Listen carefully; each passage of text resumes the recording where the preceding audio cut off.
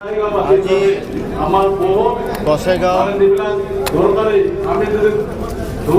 Town কমিটিৰ chairman শপত গ্ৰহণ ল'লোঁ। ভাল লাগিছে।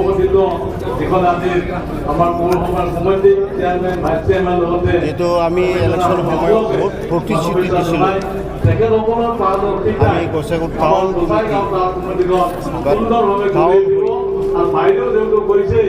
ইয়াত বহুত সমস্যা আছে। এই সমস্যাটো কাম কৰিবৰ কাৰণে সমস্যাটো সমাধান কৰিবৰ কাৰণে আজি নতুনকৈ গছেগাঁও টাউন কমিটি নৰপতি ব্ৰহ্ম চেয়াৰমেন দিয়া হৈছে আৰু সমৰ্থন লৈছোঁ। ভাইচ চেয়াৰমেন হিচাপে বাচু চাহাব সমৰ্থন লৈছোঁ। ভাল লাগি আছে।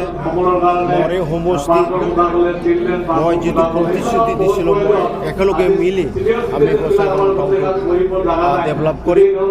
ইলেকশ্যনৰ সময়ত মই ৰাস্তাৰ কথা কৈছিল, এই নদীৰ দালাঙৰ কথা কৈছোঁ আৰু ডিভাইডাৰৰ কথা কৈছোঁ, ষ্ট্ৰীট লাইটৰ কথা কৈছোঁ। আজি ইয়াত মই মিটিংটো কোৱা হৈছে।